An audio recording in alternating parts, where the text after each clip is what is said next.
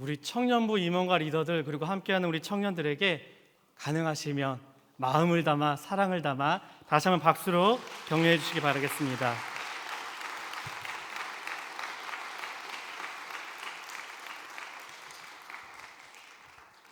이 청년들의 이 청년 찬양의 가사처럼 주님의 사랑을 전하는 좁은 길, 겸손으로 가는 그 좁은 길을 우리가 함께 걸어갔으면 좋겠습니다. 이 시간 후회 없는 신앙으로 함께 말씀의 은혜를 나누고자 합니다. 성도님들, 벌써 11월입니다. 올해 이제 몇 개월 남았죠? 2달밖에 안 남았습니다. 2개월이 지나면은 벌써 이제 한 해가 지나가게 되죠. 11월쯤이 되니까 한 해 동안 우리가 어떻게 살아왔는지 한번 되돌아보게 됩니다. 2020년을 되돌아볼 때 좋은 일만 기억이 되면은 얼마나 좋을까요? 근데 참 이상하죠? 사람이라 그런지 이 좋은 일보다는 안 좋은 일, 후회되는 일이 더 먼저 떠오릅니다. 제 경우에는요, 11개월 동안 매일같이 이 상한가를 치고 있는 저의 체중을 보면서 한 번도 안 떨어지더라고요. 운동을 좀 열심히 할 걸 이렇게 후회를 하게 되었습니다. 그러면서 괜히 핑계댑니다. 이게 다 코로나 때문이야. 애꿎은 코로나 핑계를 대면서 모든 것에 좀 책임을 돌렸던 것 같습니다. 성도님들께서는 올 한 해 어떻게 보내셨나요? 그때 그러지 말걸, 그런 말을 하지 말걸, 그런 행동을 하지 말걸, 혹시 이런 후회가 있지는 않으십니까? 오늘 본문을 보면 그 누구보다도 깊은 후회를 하며 모든 것의 책임을 모세와 그리고 궁극적으로는 하나님께 돌리는 이스라엘 백성들의 모습을 보게 됩니다.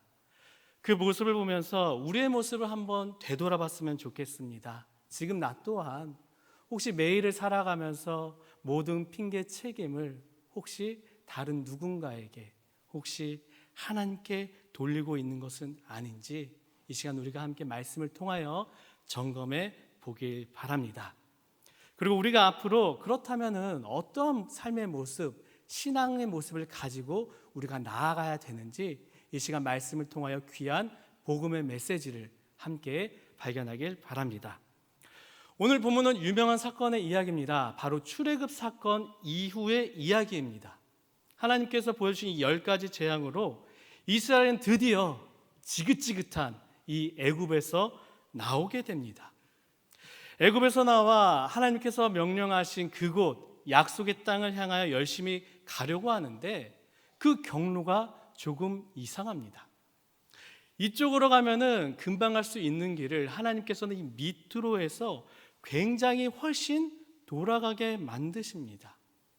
그 이유는 분명했습니다.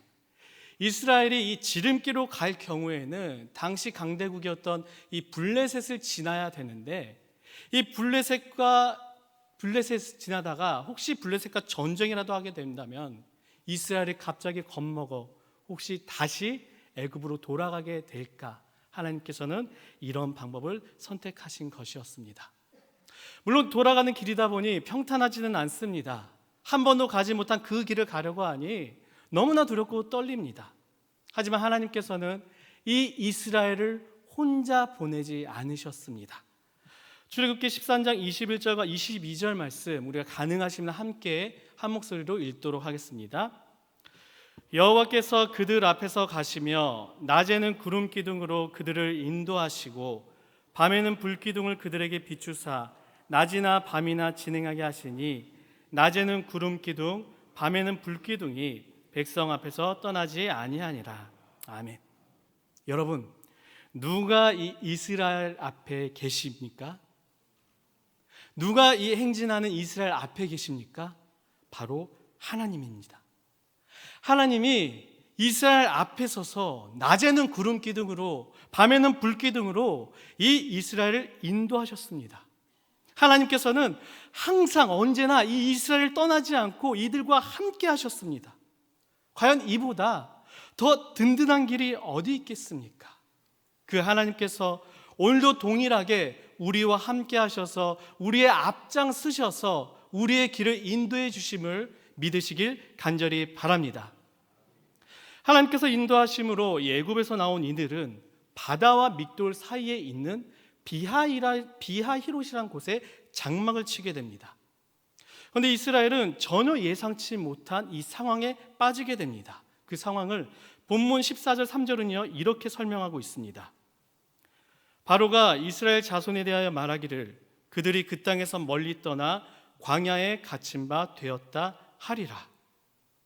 하나님께서 앞장서셔서 하나님께서 인도하셔서 이 비하히롯이라는 곳에 이스라엘이 장막을 쳤는데 그 장소가 지리적으로 위치적으로는 도리어 이스라엘을 스스로 갇히게 만드는 장소였습니다. 이 비하히롯이라는 장소는 바다와 믹돌 이 사이에 있었습니다. 여기서 말하는 믹돌은요, 이 애굽의 나라의 경계로서 애굽은 이 믹돌이란 곳에서 혹시 적군이 쳐들어오는 것은 아닌지 망을 보았으며 더 나아가 혹시 우리나라에 있는 이 노예가 도망가려고 하는 것은 아닌지 망을 봤던 곳이 바로 이 믹돌입니다. 이스라엘의 한쪽에는 바다가 있고 이스라엘 한쪽에는 망대가 있습니다. 이 믹돌이 있습니다. 이 사이에 장막을 침으로써 이스라엘은 이제 앞으로 뒤로도 가지 못하는 갇힌 상태가 되었습니다. 이스라엘이 비하히롯에 장막을 쳤다는 소식이 이 애굽 왕 바로에게 들리게 됩니다. 바로가 그 소식을 듣고 보니까 정말 이 이스라엘이 마치 광야에 갇혀 있는 것처럼 보입니다. 그때 신하들이 애굽 왕 바로에게 또 이렇게까지 말합니다. 왕이시여, 저들 나간 이스라엘의 인구수가 무려 200만 명입니다. 노예인 200만 명이 다 나간다면은 우리 이 애굽은 도대체 누가 일을 합니까? 이 말을 듣자 지금의 이 상황을 통하여서 애굽 왕 바로의 마음이 흔들리기 시작합니다. 그래, 내가 어쩌자고 저 이스라엘 사람들을 내보냈단 말인가? 바로의 마음이 다시 변하게 됩니다. 저들을 뒤쫓아라. 애굽에서 제일 좋은 병거 600대와 병사들을 동원합니다. 이 당시 애굽은 굉장히 강대국이었는데 강한 군사력을 가지고 있었으며 그 중심에는 바로 이 유명한 병거가 있었습니다. 말이 끄는 병거에 2명이 올라 한 명은 말을 몰고 한 명은 활을 쏘는데 그 위력이 얼마나 강한지 마치 지금으로 친다면은 장갑차와 같을 정도로 너무나 큰 위력이 있었습니다. 강력한 병거에 타서 이 이스라엘을 추격하는 애굽 병사들의 기사는 얼마나 등등했을까요? 약 400년 동안 자신들의 집에서 노예하던 이들입니다. 심지어 자신들에서 집에서 기르던 그 어떤 동물보다도 낮게 여기던 노예, 이들을 다시 잡으러 갈 생각을 하니 병사들의 사기가 하늘을 찌릅니다. 그리고 또 어떤 일이 있었죠? 더구나 하나님께서는 바로 이전에 애굽에 내리신 이 10가지 재앙으로 통하여서 이미 애굽 사람의 스트레스는 쌓일 대로 쌓인 상태였습니다. 이런 가운데 병거에 올라 이스라엘 백성을 잡으러 간다고 하니 흥분이 가라앉지 않는 것입니다. 그들은 자신들이 할 수 있는 최선의 힘을 다해 전속력으로 앞서가고 있는 이 이스라엘 백성들을 따라갑니다. 한편 이스라엘 백성들은 열심히 이것도 모르고 약속의 땅을 향해 전진했습니다. 이들이 전진하는 장면을 보면은요, 출애굽기 14장 8절은 이렇게 설명하고 있습니다. 함께 좀 읽어보겠습니다. 14장 8절입니다. 여호와께서 애굽 왕 바로의 마음을 완악하게 하셨으므로 그가 이스라엘 자손의 뒤를 따르니 이스라엘 자손이 담대히 나갔습니다. 여러분, 우리가 이스라엘 백성들이 출애굽하는 모습을 보면서 오해하지 않길 바랍니다. 이스라엘은 10가지 재앙을 통하여서 믿음이 가득 충만해져서 애굽에서 출발한 것이 아니었습니다. 우리가 지금 읽은 8절 본문을 보면은 이스라엘 자손이 담대히 나갔다고 표현하고 있는데 이 담대히란 단어를 히브리어로 본다면은 손을 들다라는 의미를 가지고 있습니다. 그래서 여러분들이 가지고 계신 이 성경 가운데서는 이 8절에 있는 담대히란 단어에 각주가 붙어서 밑으로는 히브리어로는 높은 손으로 이렇게 써 있는 성경이 있을 것입니다. 그렇다면 우리가 한번 생각해 볼까요? 성경을 보면은요, 손을 든다는 표현을 사용했던 것이 대표적으로 두 가지 경우입니다. 하나의 경우는 하나님을 비롯한 누군가를 높일 때, 누군가를 경배할 때 손을 들다란 표현을 사용하고, 다른 두 번째 방법은 누군가에게 내가 반항이나 반기를 들 때 사용하는 단어가 바로 이 손을 들다입니다. 만약 이스라엘이 하나님을 경배하며 찬양하며 믿음으로 손을 들고 나간 것이라면은 이후 광야 생활 가운데 그 믿음이 보였어야 됩니다. 하지만 우리는 다 알고 있죠. 그 이후에는요, 도리어 처참하게 이스라엘 백성들은 무너지게 됩니다. 이스라엘 백성들은 담대히 출애굽을 한 것이 아니라 담대히 이들이 걸어 나왔다고 말하고 있는 것은 애굽 왕에 대한 반항에서 나온 것입니다. 야, 드디어 400년 동안 이 지긋지긋한 애굽의 노예에서 우리가 나가는구나. 이제는 독립된 나라, 독립된 공동체로서 우리가 다시 시작할 수가 있는 거구나. 이런 마음을 가지고 이스라엘은 애굽에서 나와 비하이롯에 장막을 친 것이었습니다. 그런데 저 멀리서 모래바람이 크게 일어납니다. 멀리 있을 때는 그저 하나의 모래바람인 줄 알았습니다. 그런데 참 이상하죠. 그 모래바람이 점점 다가오고 있습니다. 자세히 보니 이게 웬일입니까? 그 모래바람은 바로 애굽의 병사들이었습니다. 빠르게 병거를 타고 있는 이 애국 군사들을 본 이스라엘은 너무나 크게 당황해하며 흔들리기 시작합니다. 본문 11절과 12절은 그들의 상황을 이렇게 설명하고 있습니다. 가능하시면 함께 읽도록 하겠습니다. 그들이 또 모세에게 이르되 애굽에 매장지가 없어서 당신이 우리를 이끌어내어 이 광야에서 죽게 하느냐? 어찌하여 당신이 우리를 애굽에서 이끌어내어 우리에게 이같이 하느냐? 우리가 애굽에서 당신에게 이른 말이 이것이 아니냐? 이르기를 우리를 내버려 두라. 우리가 애굽 사람을 섬길 것이라 하지 아니하더냐? 애굽 사람을 섬기는 것이 광야에서 죽는 것보다 낫겠노라. 이스라엘은 지금 자포자기의 상태에 빠지게 됩니다. 지금까지 하나님께서 이스라엘과 함께 하셨음에도 불구하고 10가지 재앙을 보여주셨음에도 불구하고 지금까지 구름 기둥과 불 기둥으로 인도해 주셨음에도 불구하고 지금의 자신의 현실에서 오는 이 문제의 불안감에 패닉 상태가 온 것입니다. 그리고 이 모든 것의 책임을 누구에게 돌리고 있죠?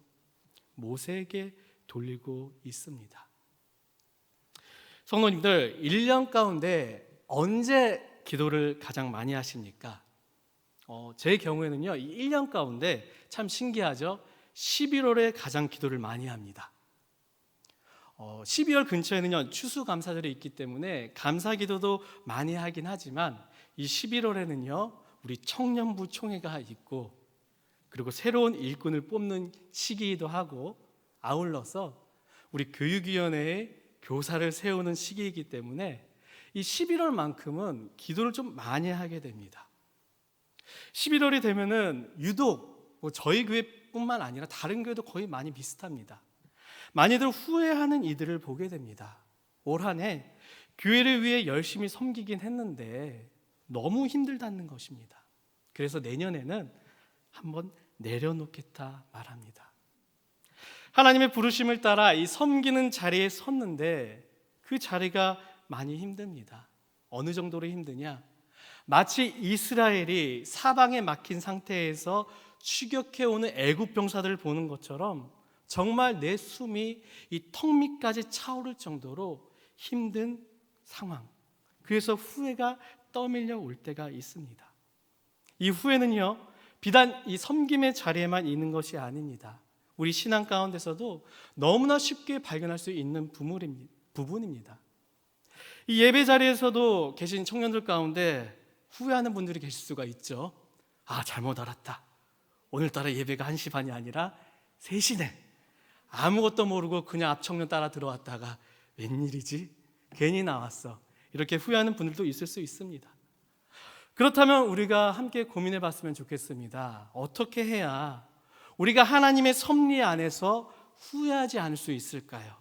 어떻게 해야 우리의 신앙이 이 현실의 문제와 상황에 덮여지지 않고 후회하지 않을 수 있을까요? 다시 한번 본문으로 되돌아보면 비하이롯에 갇혀 후회하고 있는 이스라엘 백성들에게 하나님께서는 모세를 통하여서 이렇게 말씀하십니다. 가장 중요한 본문이기도 한데요. 본문 13절 말씀, 우리가 힘차게 13절 말씀을 읽어보도록 하겠습니다. 모세가 백성에게 이르되 너희는 두려워하지 말고 가만히 서서 여호와께서 오늘 너희를 위하여 행하시는 구원을 보라. 너희가 오늘 본 애굽 사람을 영원히 다시 보지 아니하리라. 아멘. 이 성경 구절을 보면은요, 세 가지 중요한 포인트가 있습니다. 첫 번째는 두려워하지 말고, 두 번째는 가만히 서서, 그리고 세 번째는 구원을 보라입니다. 이 세 가지 포인트를 하나로 합친다면은요, 가만히 있으라입니다. 이 시간 옆 선동님과 함께 이렇게 고백했으면 좋겠습니다. 지금은 가만히 있을 시간입니다. 가슴에 손을 얹고 저를 한번 따라해 보시겠습니까? 지금은 가만히 있을 시간이란다. 손 내려놔도 좋습니다. 성도님들, 이스라엘 백성의 뒤에는요, 누가 있었죠? 애굽 병사들이 정말 빠른 속도로 추격하고 있었고 그 앞에는 바다가 있었습니다. 이 상황에 도대체 어떻게 가만히 있을 수가 있겠습니까? 무엇인가 선택해야죠. 바다에 빠져들든 아니면 애굽 병사들과 맞서 싸울 이런 준비를 해야 되는 것이 맞는 거겠죠. 이 상황에 도대체 어떻게 가만히 있겠습니까? 근데 하나님께서는 그 말도 안 되는 일을 하나님의 백성들에게 시키십니다. 여러분, 확실한 믿을 구석이 있는다면은 우리가 가만히 있을 수 있습니다. 갑자기 나에게 급한 돈이 필요합니다. 그런데 두려워하지 않고 가만히 있을 수가 있습니다. 왜일까요? 그동안 모은 적금이 다음 주에 만기이기 때문입니다. 학생입니다. 이번 주가 등록금 마감일입니다. 그런데 두려워하지 않고 가만히 있을 수 있습니다. 왜냐하면 학자금 대출이라는 너무나 좋은 제도가 있기 때문입니다. 달려오는 애굽 병사들을 앞에 두고 이스라엘에게는 어떤 무기보다 강력한 무기가 있었습니다. 그 무기가 무엇이었을까요? 바로 하나님입니다. 지금까지 항상 함께 하셨던 그 하나님을 내가 바라만 본다면, 그 하나님이 지금 내 삶의 미득구석이 된다면은 이스라엘은 요동치 않고 가만히 있을 수가 있게 되는 것입니다. 여러분, 가만히 있을 때 과연 어떠한 일이 일어났는지 아십니까? 본문 14절 보면은 이러한 일이 일어난다고 오늘 말씀은 우리에게 선포하고 있습니다.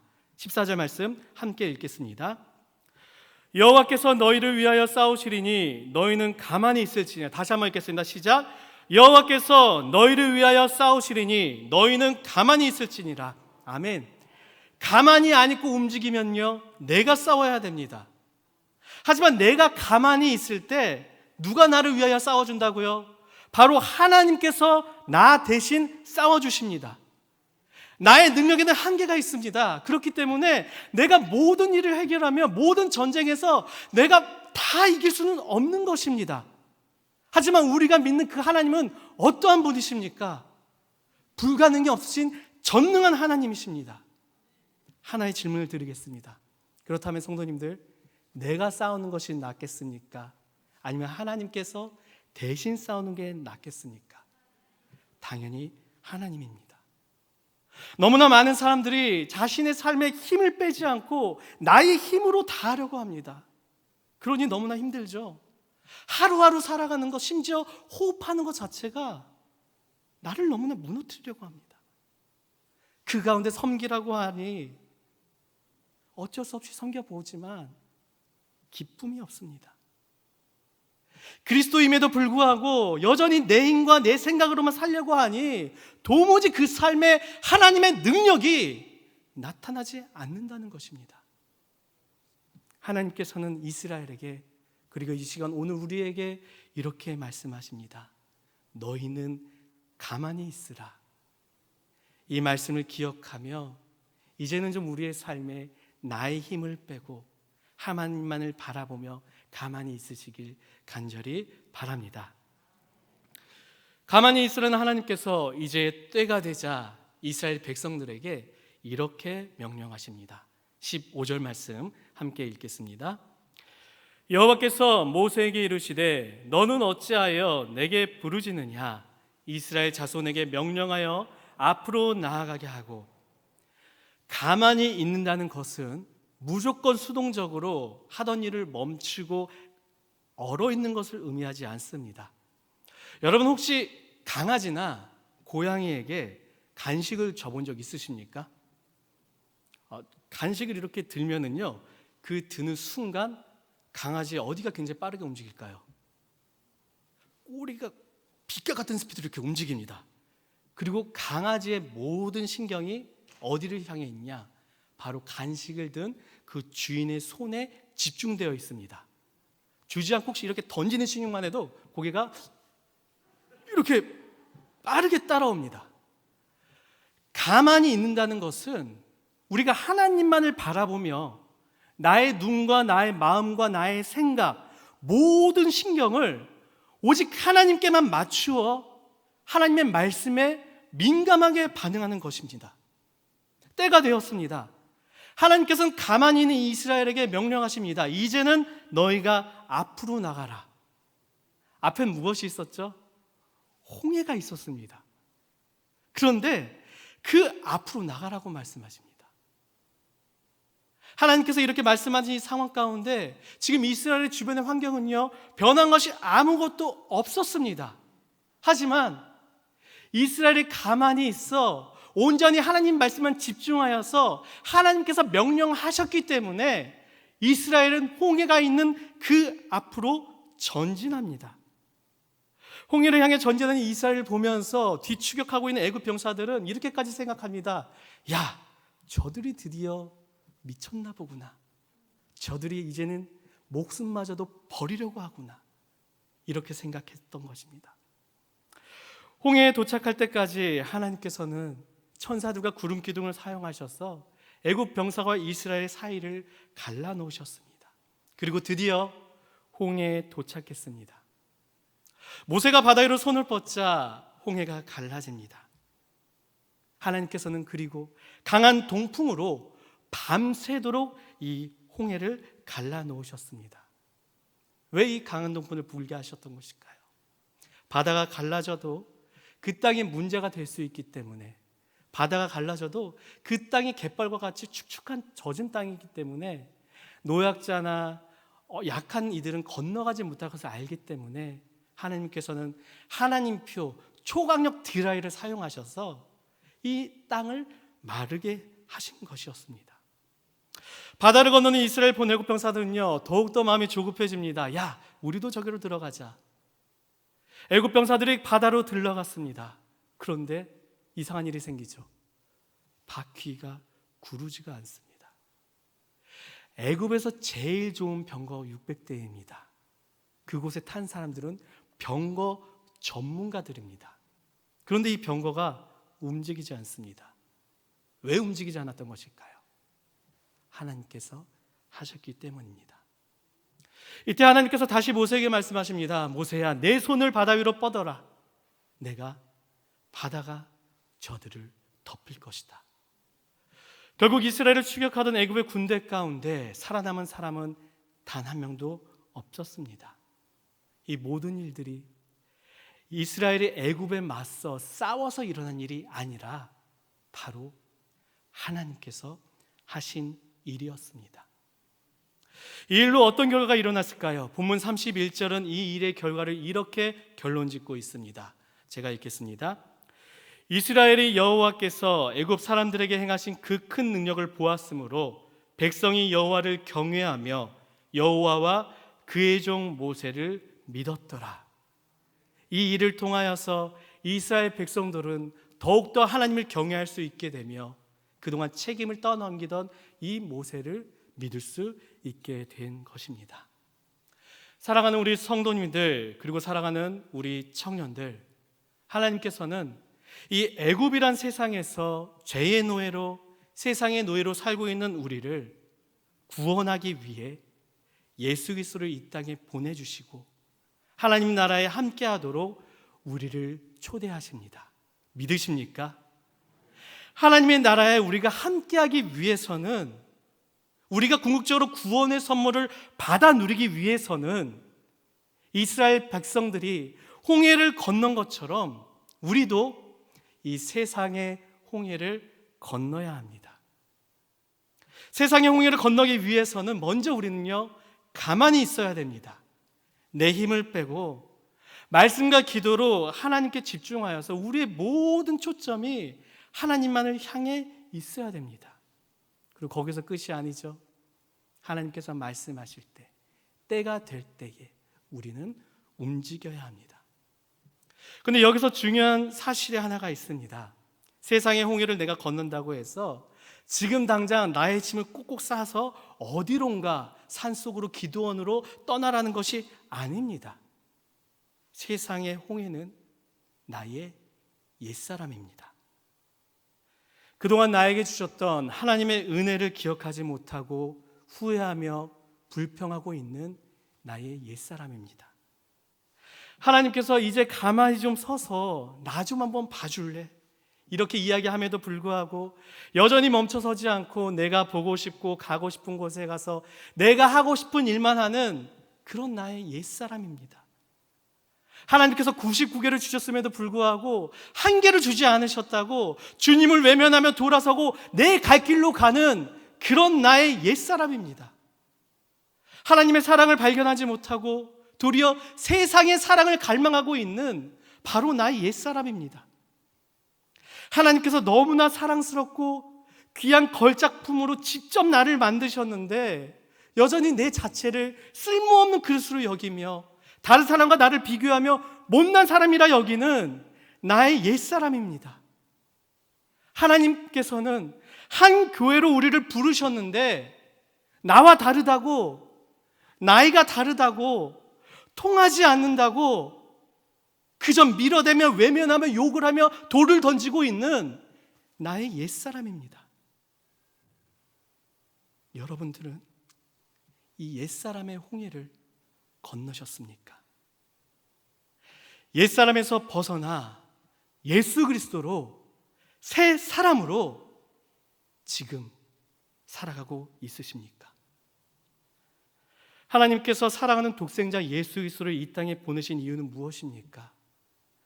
우리에게 매일같이 후회와 죄책감을 주시기 위한 것이 아니라 우리에게 자유, 이 자유를 주시기 위함입니다.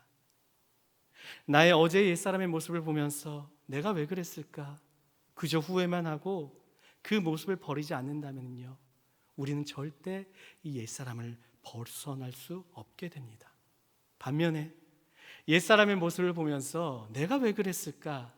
여기서 멈춰 있는 것이 아니라 이 후회를 뛰어넘어 그 모습을 어제는 그랬지만 오늘 내가 고쳐 회개한다면은 우리는 이 옛사람을 벗어버릴 수 있게 되는 것입니다. 옛사람의 홍해를 건너게 되는 것입니다. 이것이 바로 후회를 넘는 신앙, 이것이 바로 후회 없는 신앙입니다. 마지막으로 에베소서 4장 22절부터 24절을 함께 읽고 말씀을 마치도록 하겠습니다. 함께 읽겠습니다. 너희는 유혹의 욕심을 따라 썩어져가는 구습을 따르는 옛사람을 벗어버리고 오직 너희의 심령이 새롭게 되어 하나님을 따라 의와 진리의 거룩함으로 지으심을 받은 새 사람을 입으라. 옛사람의 모습을 벗은 새 사람에게 홍해는 구원의 장소였습니다. 그러나 옛사람의 모습에 멈춰있는 이들에게는 홍해는 후회의 장소이며 심판의 장소였습니다. 옛사람의 모습을 부디 예수 그리스도로 벗어 후회 없는 신앙으로 하나님께서 주시는 승리로 날마다 자유함을 누리시는 우리 성도님들이 되시길 주님의 이름으로 축원합니다. 기도하겠습니다. 하나님 아버지, 청년들과 장년들이 이 시간 함께 예배를 드리게 하신 그 은혜에 감사를 드립니다. 우리의 삶에 우리의 신앙에 후회가 없길 간절히 바랍니다. 인생의 홍해의 바다 앞에 잠잠히 가만히 있어 오직 하나님의 도우심만을 구하게 하여 주시옵소서. 오직 하나님께 집중하여 내가 움직일 때를 알게 하여 주시옵소서. 주님, 우리에게는 여전히 버리지 못한 이 옛사람의 모습들이 있습니다. 예수 그리스도의 보혈로, 예수 그리스도의 십자가로 옛사람을 벗어 구원의 은혜를 누리는 새 사람이 되게 하여 주시옵소서. 특별히 우리 청년들을 기억하여 주시옵소서. 오직 예수 그리스도만이 기준이 되는 그러한 지혜와 분별력을 더하사 이 시대의 빛과 소금의 사명을 충성히 감당할 수 있도록 인도하여 주시옵소서. 이 예배 자리에 있는 우리 모두가 주님의 하나된 교회로서 주님을 위한 열심을 내게 하시고 그리스도의 평화의 도구로 우리를 사용하여 주시옵소서. 이 모든 말씀 살아계신 우리 주 예수 그리스도의 이름으로 간절히 기도드려옵나이다. 아멘.